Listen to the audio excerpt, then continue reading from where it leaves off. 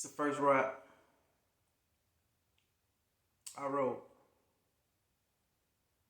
the same day I felt the hand of God for the first time in my life.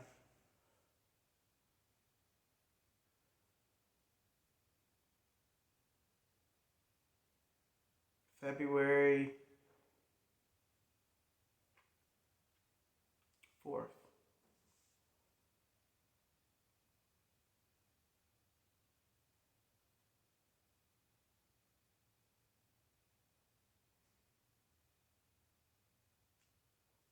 2004.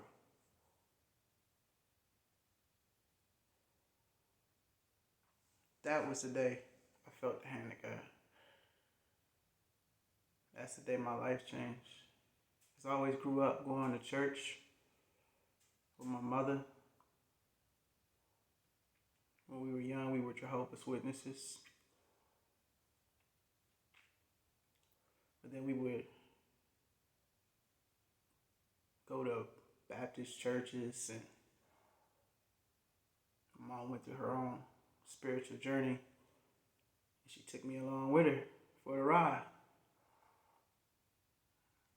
That's what a mama's supposed to do.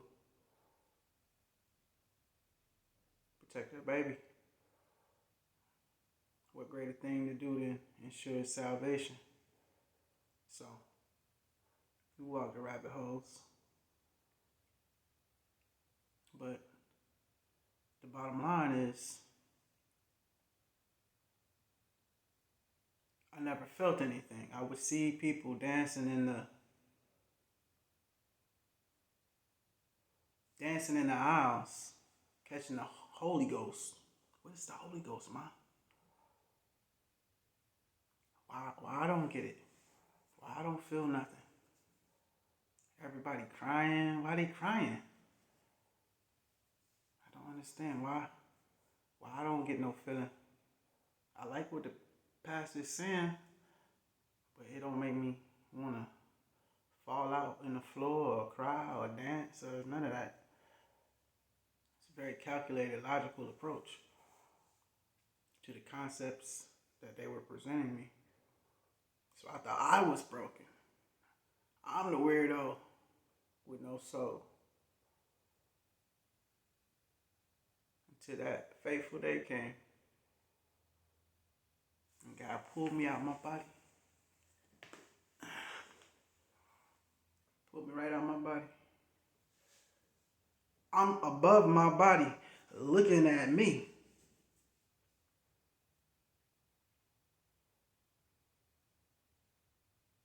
And as I started to go higher, above the building I was in,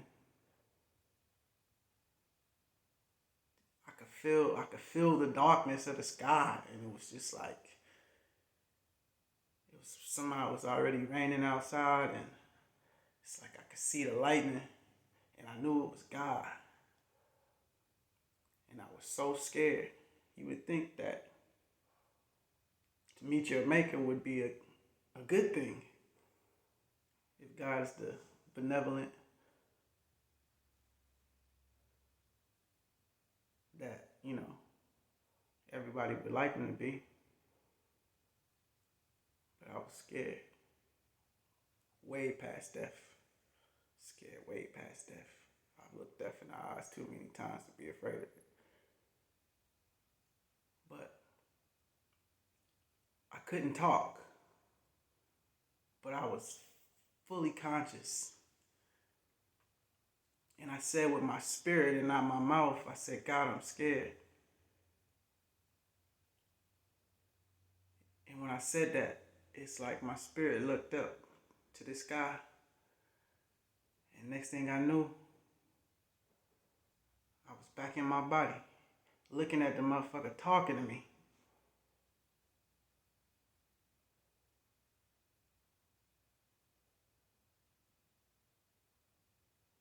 And he said, you got it. See, he had offered me to get the gift of tongues. My mother would always leave churches where they started speaking in tongues. She said, boy, we don't do them tongues, boy. You got to be able to interpret what you're saying. You can't just go out there just.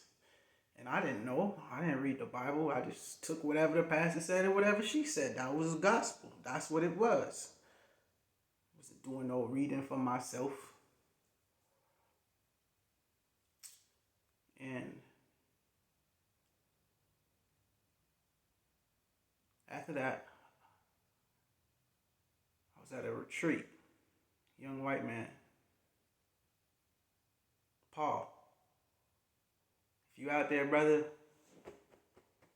know it's love.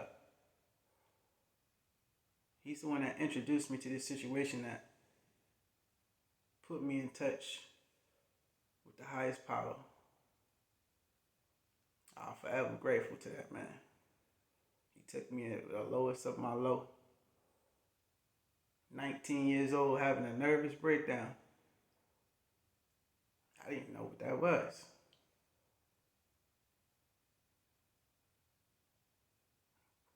Somebody identified something was wrong. I didn't even know nothing was wrong. Only time I ever cried with like tears, so my grandfather died. That's the only other time I could say I had a similar feeling to that time, where I felt God again. I felt the heavens open up. That church in that town was heavy that day. But after my first encounter, I didn't know what to feel. I didn't know. I knew I was different, but I didn't know how. What did I just get? What just happened to me? I'm here. I'm alive. So we head back to our bunks. Girls over there. Boys over there. It was me. A young Latino brother. He was real like diesel or whatnot, but he was on fire. Love God. What? God. Jesus, boy. He was on it. But he was all love, man. I wish I could remember his name. But me, him, and Paul was in the room. And I couldn't sleep. I couldn't close my eyes, yo. I was just up. I was on fire. We decided we was gonna pray for 24 hours straight. And I thought that was the craziest thing I'd ever heard of. I'm like, can't nobody pray for no 24 hours straight? That's weird. Why would you even bother God for that long? It ain't nothing you could say in 24 hours. What does that even mean? But I was at the lowest of my low. And all of a sudden, my vibrations and my frequency was revved up so high that I couldn't sleep. I was on fire. I didn't know what to do next. This man offered me to pray for 24 hours. I said, well, yeah, I'm here. I'm going to ride this process all the way through. If these folks going to try to fix me, I ain't going to resist them. And I prayed for 24 hours. I don't know if I got through all 24, but it was a long time, like 18. But the point was, it moved my spirit. It's like me and God's first real conversation. I knew how to pray. I knew how my mama prayed. I knew the little prayers to say. But I ain't never really turns out after that, I still couldn't go to sleep. So I sitting there listening to music, nodding off. Finally, I sleep. And next thing I know, I'm awake, wide awake. I should be drowsy, should be groggy, but I'm awake like I've been up all day. I went, grabbed my pad, because we were supposed to be taking notes. words just start flowing. Tupac is the only person I ever, like, as far as a celebrity, like, that man connected with me and I ain't never met him. He in California, I'm over here, wherever I'm at. And when they said that that man had died, not the first time, I couldn't believe it because he had been shot before. I'm like, this nigga bulletproof, man. God got his hand on that man's life. God got his hand on that man's life. He ain't going nowhere. Nigga took what, 6? Took 6 and then gave them boys the bird. You know what I'm saying? Coming out of his wheelchair before it was even time to leave the hospital and went to the studio. You know what I mean? So when they came on the radio and said, he gone, the host crying, he gone, our brother's gone, Tupac is dead. I'm like, and it sunk in that he was really dead. And I realized in that moment how close I was to him, or how close he became to me. And he touched me through his music. Apparently, because when my mother got in that car, she said, boy, what's wrong with you? Because I had been waiting in the car. She had been in the store. She come, boy, what's wrong with you? And I didn't realize, but a single tear was running down my face. I said, Ma, he gone. Who gone? Ma, he dead. Who dead, boy? Tupac. My mama don't listen to no rap music. She know who Tupac is, though. She heard Dear Mama. She heard Dear Mama. Like a lot of mothers did. And she said, oh my God, baby. And she put her arm around me. And I needed that hug in that moment. And she was just so enamored by how much he had affected me. She didn't even know I liked pop like that. You know what I'm saying? She know I like rap, but she ain't let us listen to that hardcore stuff. You know what I mean? We had to sneak it. So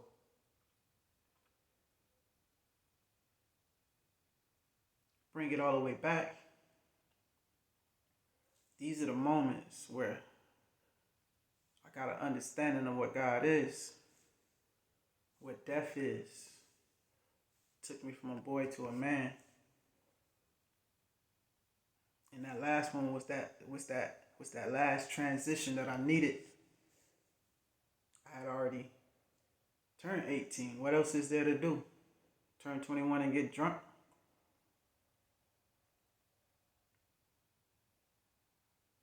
I'm gonna die soon anyway. What's the big deal? People where I'm from ain't supposed to make it past 21. Hell, if you make it past 18, you're doing something. But get ready, because you're going to be dead by 21. And if you survive 21, 25, you'll never see it. That was the expectation I had built for myself, just through my observation. I was sure that somebody whose mouth was as fly as mine and as blunt as me and sharp as me, you know what I'm saying, and wasn't taking no shit like me and didn't give no shits like me, you know. Anybody who was in that mind frame, they weren't expecting to make it past 25. But when I turned 30, I realized that I wasn't going to die as fast as I thought I was. So then I had to start planning for my future, just in case I get to stick around. I guess it is true the good die young. And all the bad MF is stuck here with me and you. So, with that said, that night I woke up, boom, I'm up, not sleepy, grabbed my pad, and I wrote my very first rhyme. I wrote rhymes before, but I was a poet. You know what I mean? I'm writing deep poetry, deaf poetry type. You know what I'm saying? I'm on that. But I wasn't a rapper. But after that, I wrote my first rhyme. And it'd be like, he done showed me the reason why he done kept me alive and gave me the knowledge and tools ready to survive. I opened my eyes and now I'm on the rise. And there ain't nothing that's gonna slow me down and knock me out of stride. Cause I'm equipped with the power to push through this pain in this world when it's cold and it's dark and it rains. And as long as this blood still pump through my veins, I got strength to stand up through it all and maintain. And as this world turns, I'm unshaken and unmoving. This world has nothing for me or the kingdom I'm pursuing and all. Things I love, the devil took that. But you gotta keep it forward. Cause you can't look back. So wake up. Realize this life ain't the goal and ain't nothing in this world worth losing your own soul. So don't fall for this worldly seduction. Cause wide is the way. Broad are the gates that lead to destruction. My very first rhyme. I never changed any of the words. That's it in its original. I got more fly. I know how to deliver it a little better than I did initially, but same words. My words became my own counsel. And they would just come to me. I said, wow. The channel to the Most High is open now. It's open now. Third eye open now. I realized that. I recognized that. And with that said, that's how the journey starts. You starting with me. Starting with you. If you're one of my first subscribers, one of my first viewers, you come through to show me some love because you see me on this one or that one. Yeah, this guy, me, I'm here now. Ain't nothing nobody can do about it. Nobody can take from God's hand.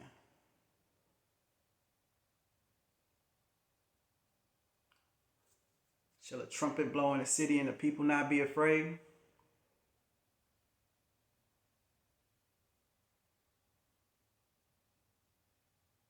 All that is good and all that is evil belongs to the Lord. Those are His. If you think God is one thing, you are mistaken. God is everything, the good and the bad. We attract what we are. We are what we say. We say what we think, and it runs back full circle. You can't play me out. I'm unplayable. Find something else to do. It's a fool's errand. It's a fool's errand to try this guy. I'm not here for no drama. I'm not here for no beef. I ain't here for no salacious nonsense. I ain't trying to preach or push no poison on my people. If you think I'm here for anything else, you're mistaken. I'm here for that real. I'm here to promote positivity, growth, economic intelligence. I may not always represent myself in a way that you think I should, but if you know me, then you know that it's all good. You need to speak on me, speak to me, find me. I don't play them games like that. I'm not going to play with you. Probably won't even participate because I'm not focused. With that said, let it be known, Victor Freeze is here. Victor Freeze's music is here. And I'm going to do just like Tupac did. There's some other little boy out there. And I'm going to give him a reason to keep his head up. To remember to love his mother. Remember to love his brother. And have a little fun sometime. I'm not one thing. I'm all things. Just like my Father. He who is within me is greater than he who is in the world. So, with that said, welcome to the journey. Please subscribe. If you like anything you heard, there'll be more. There'll be more. I got the time. I took the time. I did the work. I studied the sun. I did all that. I saved the chips. I ate ramen noodles. I did what I had to do. You'll find your reason. You'll get it too. I waited long enough. OCD, I'm like perfection. The quality of the videos will get better. The quality of the music will get better. The quality of the production is going to get better. Grow with me. Grow with me. When we get to 1,000 subscribers, we're going to have 1,000 subscriber only party. The first one. And at this party, I'm going to give out $1,000. 500 cash, 500 in prizes. And my first 10 subscribers going to get something regardless.